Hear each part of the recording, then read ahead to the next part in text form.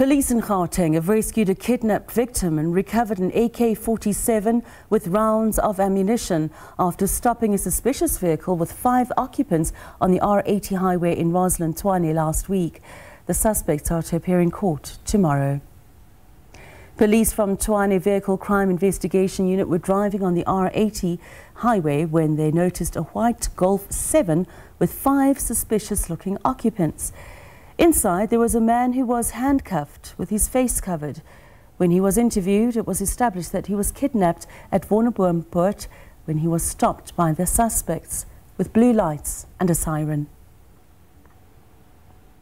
The vehicle was further searched and an AK-47 rifle, scores of 5 rounds of ammunition, dashboard blue lights, cable ties, vehicle siren and T-shirts with police emblem were found.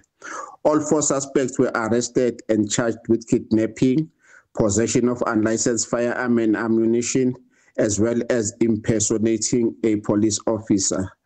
They are expected to appear before Pretoria Magistrate Court on Monday, the 13th of October 2025.